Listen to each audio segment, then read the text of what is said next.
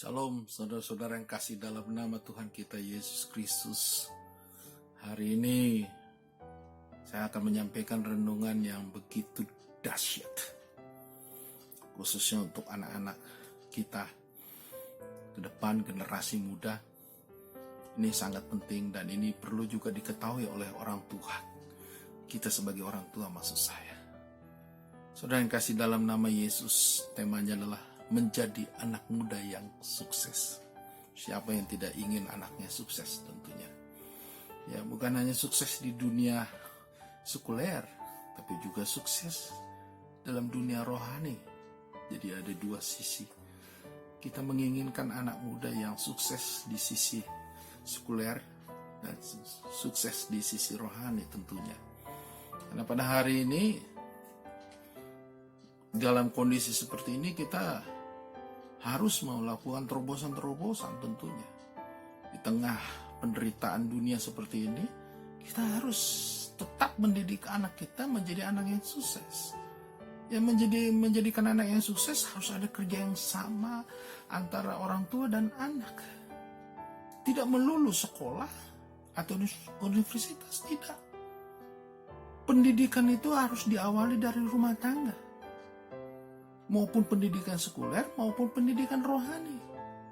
Tidak melulu 100% kita serahkan kepada guru atau dosen, tidak. Pendidikan itu harus dari rumah tangga yang baik. Ya, menghasilkan seorang anak muda yang sukses harus dari rumah tangga yang baik. Nah, landasan firman Tuhan yaitu terambil dari Daniel.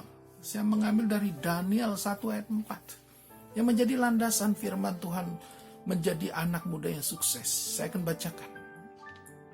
Yakni orang-orang muda yang tidak ada sesuatu celah, yang berperawakan baik, yang memahami berbagai-bagai hikmat, berpengetahuan banyak, dan yang mempunyai pengertian tentang ilmu, yakni orang-orang yang cakap untuk bekerja dalam istana raja, supaya mereka diajarkan tulisan dan bahasa orang Kasti. Saudara yang kasih dalam nama Yesus, ini menggambarkan kitab Daniel ini sungguh luar biasa. Ada 4 anak muda dari bangsa Israel masuk dalam kerajaan Nebukadnezar. Mereka adalah orang-orang pilihan yang bekerja dalam istana maksud saya. Tentunya untuk bekerja dalam istana itu orang pilihan yang hebat. Karena dikatakan tadi, yang tidak ada celah yang pertama. Berperawakan baik, tentunya punya karakter, attitude yang baik. Siapa yang nggak ingin punya anak seperti itu? Betul saudara? Pasti. Yang memahami berbagai-bagai hikmat. Berpengetahuan banyak dan mempunyai pengertian tentang ilmu. Wah ini. Hikmat, pengetahuan dan tentang ilmu. Ya kita harus didik anak kita. Dan mereka orang-orang hebat. Kalau kita lihat sejarahnya nanti saya kupas bagaimana mereka menjadi anak-anak yang hebat. Saya akan buka. Dan yang mempunyai pengertian ilmu, yakni orang-orang yang cakap untuk bekerja dalam istana raja, supaya mereka diajarkan tulisan dan bahasa orang Kasti. Cakap bekerja. Jadi anak-anak itu bukan baru lulus. Istilahnya kalau baru lulus kuliah atau lulus sekolah, mereka sudah punya keterampilan. Hari ini kita harus mendidik anak kita ya dua sisi. Kemampuan sekuler dan kemampuan rohani. Attitude. Dia mampu bekerja. Dan anak itu harus punya potensi dan capabilities. Ya, kemampuan yang luar biasa. Nah, bagaimana menjadikan anak muda yang sukses seperti Daniel tadi? Ya, coba kita lihat bangsa Israel. Karena Daniel bersama-sama teman-temannya ini adalah bangsa Israel. Di mana mereka masih dalam masa pembuangan, mereka direkrut. Ya, direkrut masuk dalam kerajaan Nebukadnezar. Mereka terpilih dengan syarat-syarat yang sangat berat tentunya, berat sekali. Tetapi mereka memenuhi syarat. Nah, kalau kita selidiki, mari bangsa Israel bagaimana mendidik anak-anaknya. Jadi kita pelajari. Jadi kita juga di bangsa ini juga kita pelajari bagaimana anak-anak kita didik. ke depan menjadi anak muda yang sukses. Kita lihat Ulangan 6 ayat 4-9. Mungkin ini sudah sering kita dengar, tetapi ini dasar pendidikan agama, pendidikan kepercayaan, pendidikan keluarga bagi anak-anak kita. Ulangan 6 ayat 4-9. Saya ulang, Ulangan 6 ayat 4-9. Dengarlah hai orang Israel, Tuhan itu Allah kita, Tuhan itu Esa. Kasihilah Tuhan Allahmu dengan segenap hatimu, dan dengan segenap jiwamu, dan dengan segenap kekuatanmu. Ya. Apa yang kuperintahkan kepadamu pada hari ini haruslah engkau perhatikan. Haruslah engkau perhatikan. Apa itu? Haruslah engkau mengajarkannya berulang-ulang kepada anak-anakmu dan membicarakannya apabila engkau duduk di rumahmu, apabila engkau sedang dalam perjalanan, apabila engkau berbaring, dan apabila engkau bangun. Dimanapun, anytime. Kau harus mengajarkan anakmu berulang-ulang. Nggak bisa kau serahkan seluruhnya kepada guru atau dosen. Harus kau ajarkan anak-anakmu berulang-ulang. Dua sisi tadi saya katakan. Yang pertama, yang paling penting, dunia rohani mereka. Mengasihi Tuhan. Oh, bangsa Israel luar biasa. Mendidik anak-anak yang kenapa menjadi orang Israel, orang-orang pandai, orang pintar sedunia sampai hari ini mereka orang-orang pintar. Karena mereka mendidik anak dari kecil, mengajarkannya berulang-ulang. Itulah bangsa Israel. Bagaimana kalau kita? Kenapa kita tidak bisa lakukan? Ini firman, bukan kata saya. Didiklah anak kita mengasihi Tuhan. Jika Amsal 1 ayat 7 kan dikatakan, takut akan Tuhan adalah permulaan hikmat. Saudara yang kasih dalam nama Yesus. Saudara yang kasih dalam nama Yesus.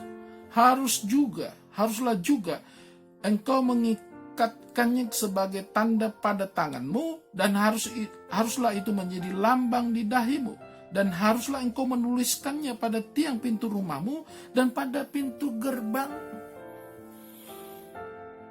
Ya. Bukan sebagai mantra tentunya. Ayat-ayat itu bukan sebagai mantra, tetapi sebagai pengingat.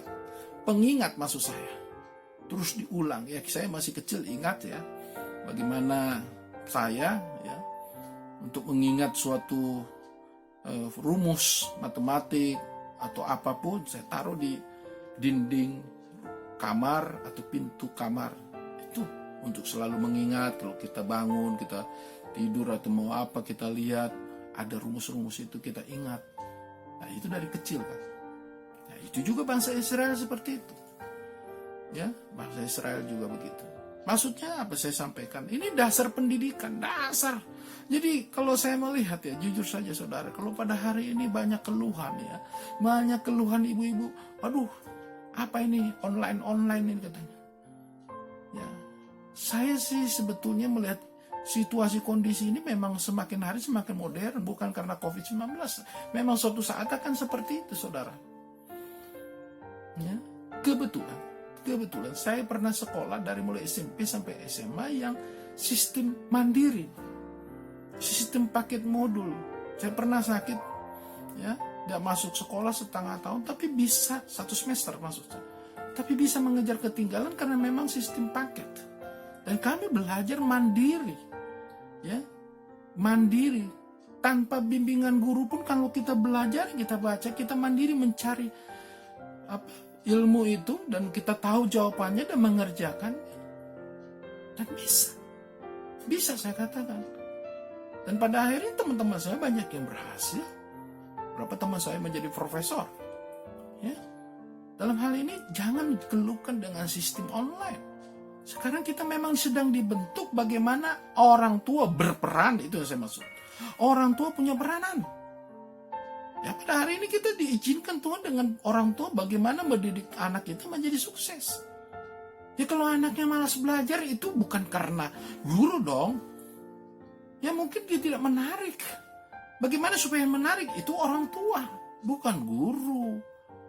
Itu formulanya kita cari sebagai orang tua supaya anak-anak itu menarik untuk minat belajar sistem online. Kalau kalian katakan mulut itu keluar dari mulutmu dan orang tua itu menyatakan itu di depan anak-anak, anak-anak semakin malas. Dan anak-anak tidak suka lagi. Jangan kau keluarkan kata-kata seperti itu di depan anak-anak. Ya, lihat bangsa Israel. Bagaimana dikatakan tadi? Haruslah engkau mengajarkannya berulang-ulang kepada anak-anakmu dan membicarakannya apabila engkau duduk di rumahmu. Ada waktu untuk mengajar dan diskusi. Ya, ada diskusi bagaimana mengajarkan. Bagaimana saya teringat orang tua saya dulu. Ya, orang tua saya, almarhum saya, mengajarkannya berulang-ulang. Ya, ada waktu diskusinya. Saya ingat itu. Dan kita tidak boleh menonton televisi. Kalau sebelum semua kita kerjakan, dari mulai pekerjaan rumah, PR, sampai pelatihan, semuanya diskusi. Baru kita selesai nanti, baru kita punya waktu untuk bisa menonton TV atau untuk yang lain. Jadi kami ingat waktu itu. Dan itu juga hanya pada hari-hari akhir minggu. Ya, kalau hari kerja kami nggak boleh menonton TV. Saya masih ingat itu. Bagaimana orang tua saya mengajar. Ya, kita bagaimana sebagai orang tua mendidik anak-anak muda kita, anak-anak kita menjadi orang yang sukses. Ya, sering saya di gereja juga sering saya katakan kepada anak-anak youth, anak-anak sekolah minggu atau sabcer, saya bilang, jangan jadikan gereja atau pendetamu atau guru sekolah minggumu atau guru sabcermu atau pengajar youth itu seperti mesin cuci. Kau antar anakmu, kau taruh nanti keluar bersih begitu, rapi. Tidak. Jangan harapkan. Semua pendidikan itu dimulai dari rumah tangga. Ya, kalau bangsa Israel begitu ketatnya, saya katakan ketat dan disiplinnya mengajar anaknya berulang-ulang mendiskusikannya. Sampai mereka membuat ikatan di kepala dan di dahi dan di pintu gerbang. Itu artinya apa? Begitu disiplinnya, begitu kerasnya mereka mengajar. Makanya kita lihat hasilnya bangsa Israel. Siapa yang menguasai dunia? Bangsa Israel kan? Yang menguasai ekonomi dunia siapa?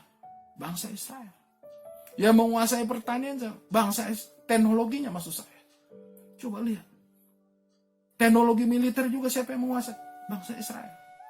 Semua bangsa Israel. Kenapa? Karena mereka dari kecil sudah dididik disiplin. Itu yang saya katakan. Sehingga bukan hanya sekularismenya, tetapi pendidikan rohani mereka juga luar biasa. Mereka sangat hormat dan takut kepada orang tua.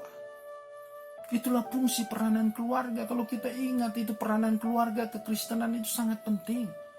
Kita tidak sama dengan keluarga-keluarga lain, saudara. Kita ini keluarga Kristiani.